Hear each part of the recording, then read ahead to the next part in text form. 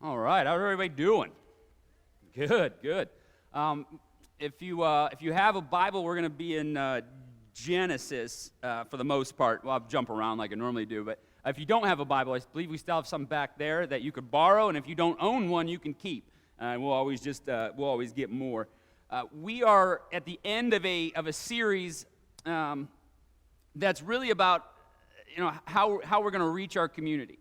And so I kind of just used the word, PIE, 3 letters, right? It was prepare, invite, and engage.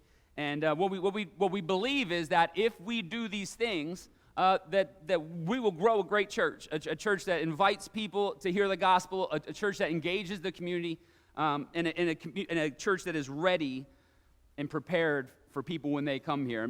But remember, we also said that we are not the ones that grow the church, right? We said that God grows his church, Jesus grows the church, and we just do our job, right? We just do the things that we're supposed to do. And so we said, listen, more than over 80% of the people that show up to church or guest or visit a church come because their friend or someone they know invited them, right? That's a huge number, right? They're not coming because your TikTok videos, right? They're not coming because of a video I post or even pastor invites. Like, those aren't the big things. It's when you invite your friends, they tend to show up.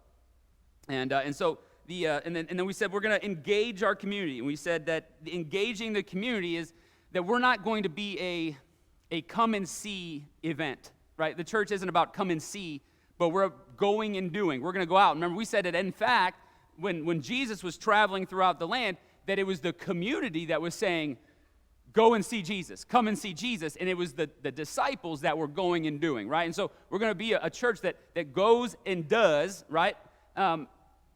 And then people will eventually show up, right? And so that's kind of how this is working. So what is the prepare portion? How do we prepare? And so essentially, when we're thinking about preparing here on this Sunday event, this Sunday morning, when we're being prepared for people to come, it's just like if someone's coming to your house. It's just like if you're preparing to have guests over to your house, right? You're making sure that everything's exactly how you want it. You're making sure the food's done exactly right. Like, you're doing all of those things. And I remember, I don't know if anybody still does this because no one really, like before cell phones, people just used to stop by, right? Remember that? They would just stop over. Like my parents, it still happens at their house. Like, people just kind of roll on by. But my grandparents, they always had like a it wasn't great, but it was like a pie thing. You just bought it at like Mark's or something, and it just stayed in the fridge until someone came over. It was like you couldn't eat it. You don't touch it. It's for company, right? And so it's like just being prepared is what we're talking about. Passage in Hebrews that kind of outlines this idea. It says in Hebrews 13, it says, "Let mutual affection continue. Do not neglect to show hospitality to strangers.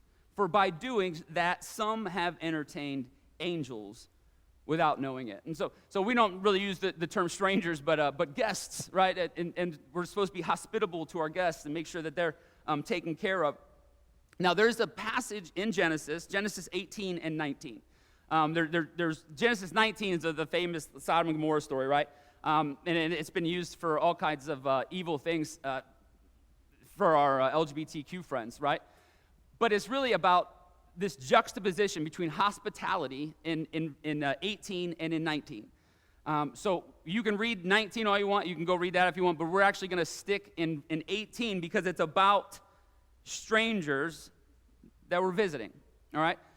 So let's pick it up right at verse 1. 18 verse 1. "The Lord appeared to Abraham near the great trees of Mamre, while he was sitting at the entrance to his tent in the heat of the day. Abraham looked up and saw 3 men standing nearby.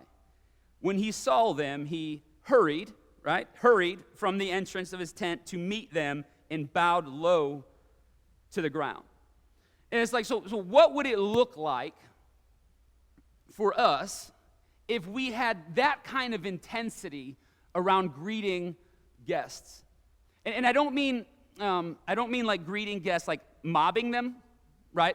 Because have you ever been to a church that they clearly have not had a guest in 3 years, right? You just like you show up and they're like, we found one, like we got one, like you got to keep them here, right? It's that's not what I'm talking about, right? It's organized intensity, okay? It's about having a plan and operating and doing that plan, okay? So in verse 3 it says, he said, "If I have found favor in your eyes, my Lord, do not pass your servant by. Let a little water be brought, and then you may all wash your feet and rest under this tree. Let me get you something to eat so you can be refreshed and then go on your way. Now that you have come to your servant." "Very well," they answered. "Do as you say." And so there's three things, just in verse 4, that Abraham does that I think we can kind of pick up on when it comes to being prepared for guests. All right, so it says the first one, like it says, "Let a little water be brought." So it's like, how are our refreshments, right? How is our refreshments here? Like, we have some, I think they're already eaten. We always have some donuts here. I mean, we have all this kind of thing. But what I was thinking, and listen, this whole series is kind of me picking on us. So I'll just admit it right up front, right? I'm just picking on us. So like, imagine a little bit if we had maybe someone standing behind the donuts and the coffee and making sure that maybe people weren't picking them up and putting them back, and all that. I'm sure that doesn't happen. You know what I mean? And so, but making sure that being prepared, but also what that does, if someone's back there with like a Home Depot smock, I don't know what you call them, back there, what happens also is it becomes a point person for a guest to know that this person is probably someone I can ask questions to. Like, where is this? Where do I go? Like, so it creates that kind of, you get what I'm saying? So they know who they can talk to. And so and this is why I said if you turn in your Connect card, it's fine. You can write on your bulletin. You can write on anything you want. These types of ideas is what I want to kind of run through your head. How can we be better prepared for guests? All right? So is the coffee good, right? Is it warm? Is it fresh? Like all those things, like, yeah, I know. That's why I brought it up. But those are the kinds of things. Like, these are refreshments. It's just saying we are expecting you, and we want to bring our best, right? So those are some things that we need to think about. The second thing that he says, it's in verse 4. He says, "And then you may all wash your feet." Now, I'm not asking us to wash anybody's feet, all right? That's like one day a year. We do that on Maundy Thursday, all right? And I get why a lot of folks don't come to that, all right? That's not what we're saying. But where is the wash area, right? It's like, so we have, we're pretty good down here. Like the bathrooms, the restrooms are like very obviously right here when you walk in. But if you ever tried to give someone directions upstairs to find the bathroom, is that chaos? I'm like, if you take the elevator down 2 floors, there's a women's, and you cross the room, I think there's the men's, or there's the little bathroom that you might have to wait for someone to get out of. And right, it's a little bit chaos. So I just stopped. I stopped trying to direct people. I just started walking them. All right. So this is some of the things we do. Is like walking people and then handing them off. Maybe I've handed someone off to you. Like, hey, will you show them where this is? Right. This is just hospitality. Right. It's just being hospitable. Are the bathrooms like clean and ready? Right. Now we have a great custodial staff, and so they're always clean when we get here. But we're here for like 2 hours before anyone shows up, right? So if we're in those, when you see something that needs addressed, like address it, right? That's just part of being welcoming into our space, right? So the next thing that Abraham says, right? "Let a little water be brought, and then you may all wash your feet and rest under this tree." So Abraham, after he gives them refreshments, he shows them the wash area, and then he gives them clear direction for seating. Are you kind of seeing why we probably need more than 3 people on a hospitality team? Right? There's a lot going on. There's people coming and they're visiting, and we need to make sure we're ready. So it's like when a family walks in, it's like they can get refreshments, they know where the restrooms are, and then you walk into this area, and listen, not everyone is an extrovert. All right, I am, right? If I'm at Home Depot, if you're wearing orange, I'll probably just ask you a question. I don't even care if you work there, right? We'll figure that out later. I'll make friends with people everywhere I go. But when you walk into this space for the first time, you're usually, if you're a guest, you're usually coming late, right? You're usually coming a little bit late, and so guess what seats are always taken up? the back, right? The back's always taken up. We can see it, and this side, right? I don't know it's always this area is a little. Now, if you were here on a regular basis, think about the space and where you can sit to make it easier for a guest when they come in. Because a guest also wants a quick exit, right? Right? They want to. If I need to go, I want to go, right? And so there's this kind of section over here that we could kind of leave for guests, so they don't have to walk past people, in front of people. And if you have room, maybe sit by someone that you know or you don't know yet, you want to get to know, to clear whole rows, right? If we have full empty rows when someone comes in, they know that no one else is sitting there, right? But if you're sitting kind of in the middle of a row, right? And I'm not even going to look at anybody if you're doing like I know I'm picking on us, right? Leaving big rows for people to come in so that they know that they have a space that they can sit and then they can get out of quickly. Is that making sense? Okay, I'm glad. I think I'm jumping all over my notes here. It's fine. Verse 6. Look at the intensity around this, okay? So Abraham hurried, right? Hurried into the tent to Sarah. Quick, he said, get 3 seahs of the finest flour and knead it and bake some bread.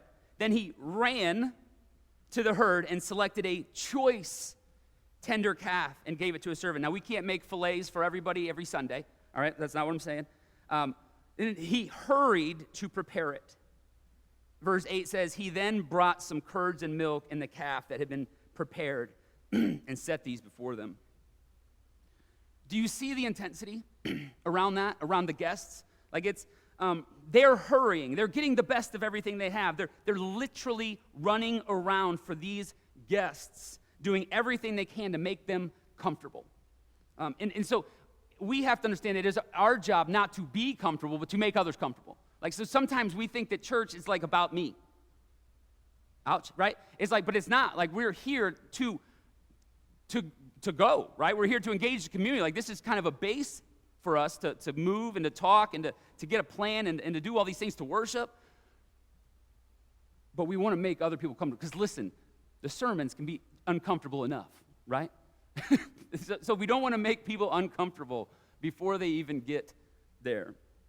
Because the reality is that most guests, within the first 10 minutes, decide whether they're coming back or not. 10 minutes. That's not 10 minutes of the service. That's 10 minutes from the time they pull into the parking lot. Within 10 minutes. So that means parking attendants are important, right? That means, like I said, refreshments are important, greeters are important. All that stuff happens before probably a song is played. And so it's our job to make it comfortable for people to come in and hear the gospel. And Colossians 4, verse 5 and 6 says this. Conduct yourselves wisely toward outsiders, making the most of the time. Let your speech always be gracious, seasoned with salt, so that you may know how you ought to answer everyone. Now, I don't know, like when Jesus said, I'm going to build my church, I'm not sure that this is exactly the model that he had in mind. That people would stand up here and then everyone would sit in rows. And like, I'm not sure that that's exactly what he had in mind. But it's what works right now, right? It's what has worked for at least 1,000 years, right? They're just kind of the gathering and the teaching. And so some of it was designed that way. But Sunday mornings are still the best time to reach people. If someone's looking, we talked about during the inviting, and when someone's having a hard time in life, there's still kind of this understanding that there's a church with open doors on a Sunday morning. And a lot of people look at it. So we want to make this thing great. We want to make it excellent. We want to make it welcoming. And that's one of the things that I push. And listen, I know I get intense about some of this stuff. And that's because I came from a bit of a different background as far as established churches go. Like, I spent almost 10 years in a church plant. And a church plant is like a church start, right? And we had no money, right? We were basically a Sunday to Sunday church. Like at any point, if we didn't have church, we might not be able to have church the next week, right? It was like we're paycheck to paycheck essentially, and so we literally had to be perfect every single Sunday, right? Because every single Sunday mattered, and so that's what happens when we can rest on our laurels a little bit when we have money in the bank, right? When we have things are taken care of already, and we don't have to have an intensity here. We should, right? We should have an intensity to make everything perfect and be trying and trying to do our best. Like that should be something that we as a congregation be doing every Sunday, trying to put our best foot forward and be as prepared as possible for someone that might come in at maybe the lowest point in their life. That we're a place where they could sit and they could hear and they could rest and hear that God loves them and hear that there's grace and there's mercy. So we can't keep doing church. I know I'm picking on us. Like we're in the 90s. All right, let me kind of. So I had to fill out an assessment form. This is the first time I've ever had to fill out an assessment form. And it asked about the church's vitality. And one of the things that I noted was that our ratio of children and young families is off compared to people who have been here, are established here, right? And so that's one of the markers, like usually like babies, nursery, how full is the nursery, those are markers for a healthy, growing church. That's how you know if we're not plateaued and declining, if those numbers tend to even out. And so when my wife and I and our family, when we visited here the first time, we actually, we moved to Lakewood, and we decided we wanted to find a church. So we decided we were going to pick a different church and spend, 4 weeks? We're going to spend 4 weeks at the church and to see what we like about it, and then we're going to go to another one, right? Because if you go one time, you never know. You could be there on like Kids Sunday. You never know what you're going to get. So we're going to spend 4 weeks at each one. And one of the things that I noticed at a lot of the churches was that there was zero security when it came to children's programs. Now remember, I don't know, like in the 90s, like you could walk into church with your family and you would be greeted by just a sweet lady, and they would just grab your kids and they would walk them off to like the basement room where they had crayons and they had all that stuff. Like that was, right, that's how that worked, right? Or, and I know we've done this before, but just kind of like in the middle of the service, they'd be like, okay, now all the kids go down, right? Now all the kids, go down where? Right, if you're a guest, right, you understand what I'm saying? Like, if you're a guest, like, you have no idea what that is. You have no idea where they're going. You have no idea who these people are. You have, like that's a bit chaotic for somebody who's in a church and visiting a church with kids. They don't know you. They don't trust you. In 2024, most parents aren't giving you their kids without a safe, secure check-in system in a secured area. If there are children in our children's area, listen, we have 2 entrances to that children's area, right? There should be 2 volunteers at those entrances. That's my opinion. Because they should be able to know who brought them so that we make sure they leave with the same person, right? This is standard, this is very like standard basic stuff as far as how children's ministries could be run. I believe that our children's ministry should be the top priority for our service, for our volunteering and our serving. You cannot grow a great church without a great children's ministry in this context, like in where we're at. Because listen, if kids want to come to church, their parents are bringing them, right? Like if you're not arguing, you're not dragging them, not trying to wake them up, like kick them out of bed, dumping water on them just to get them to come to church, or bribing them with McDonald's or Starbucks. I don't know what we do. That's a pain, and that gets tiring, and that gets work. But if they want to come, if they want to be here, that's a whole different way to, it's a whole different ballgame. We talked last week about axioms. I said that if it matters, remember I said if it matters to Jesus, it matters to us. That's an axiom. That's basically, it's an easy way for leaders to like make some truth claims. Like that's who we are, right? So I had another one. We don't do it here, but it went like this. It said, Linda gets what Linda wants. Okay? You don't know who Linda is. Linda, we were probably maybe a year into our church plant, and Linda, we didn't really know her. We knew that she had been there. She walked up after church and told us, I'm a elementary school teacher. I want to quit my job, and I want to volunteer full time. You get whatever you want, right? You get so it's like, but we believed, right? We believed that the children's ministry was crucial to what we wanted. And within a year or two, the church had become a third under 12.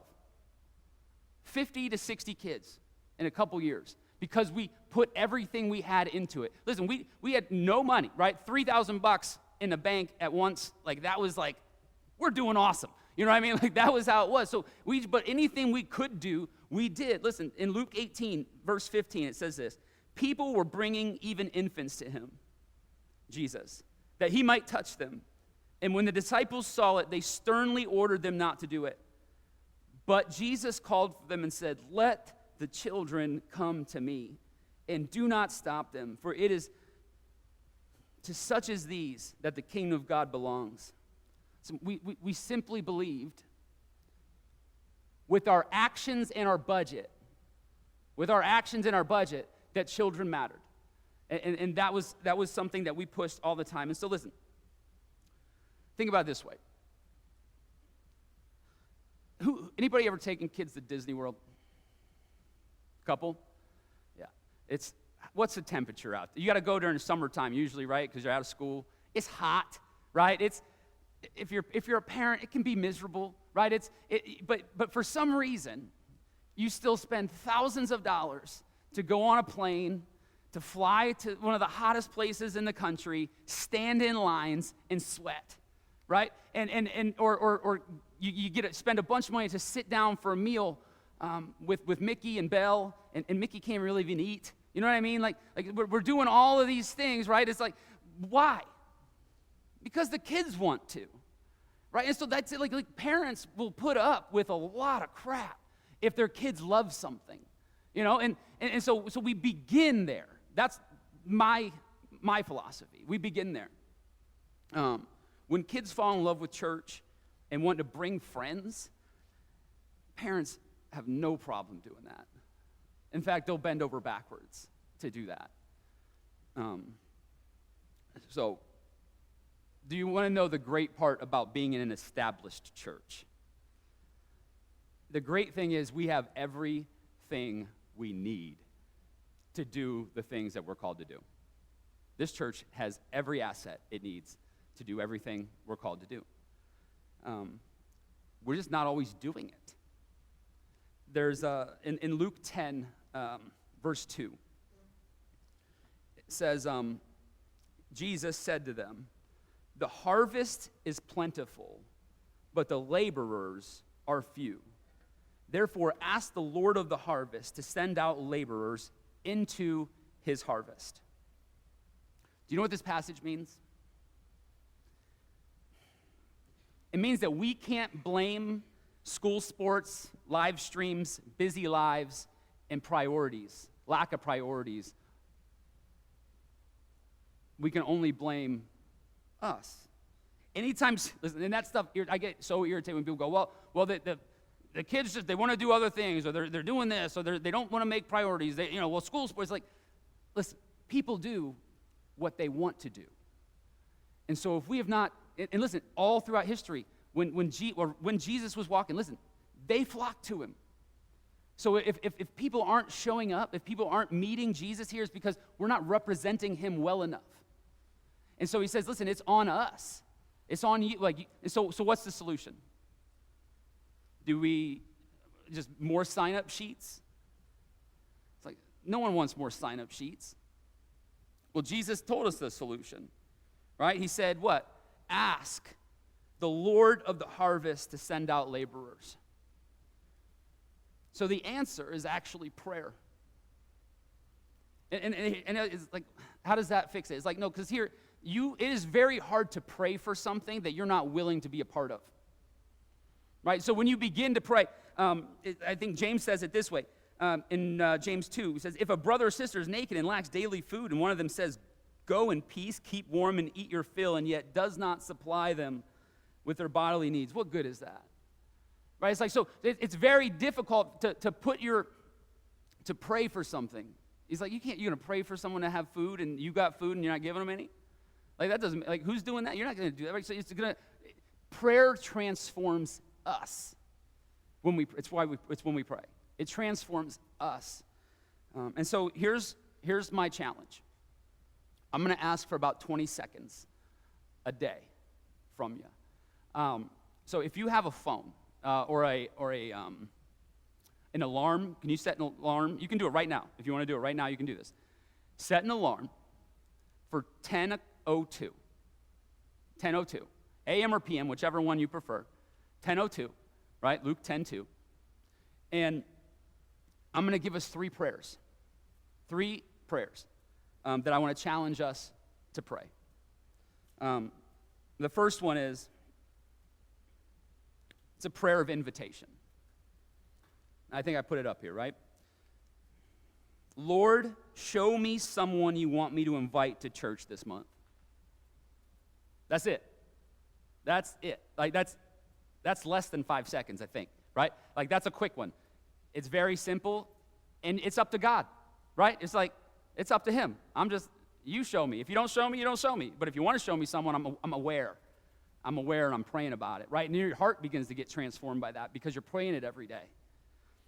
The second one is a prayer of engagement. And it says this, God, our city is primed for your love. Convict our congregation to engage with our community. That's it. Convict us to engage. And you can actually, on your alarm, you can type out the entire prayer in your alarm. I did that on Friday, right? So you can type out the whole entire thing. So it pops up, 10:02, you can read those prayers, right? So the third one is a prayer of preparation. Jesus, the workers are few. Would you increase those in our congregation that are willing to serve in preparation for those visiting our church? And we can leave that up. You can take pictures of those if you want, if you want to save those for later. But these are three simple prayers, and I did it, and it's less than 20 seconds. It's less than 20 seconds. But imagine our entire church at 10:02, everyone praying the exact same prayer to God. That's the kind of thing that transforms a church. It's prayer. It's not sign up for more stuff. Because if you're signing up for stuff you don't want to do, like, you don't want to be there, no one wants you there if you don't want to be there, right? Like, you've had people show up that don't want to be there. Like, did you ever drag your kids to do something they don't want to do? It's like, I'm going to do it by myself, right? But it's a prayer of transformation. And so I would love it if you would accept that challenge to pray as we go into this next season of church, reaching our community, inviting our friends, and being prepared for when they show up.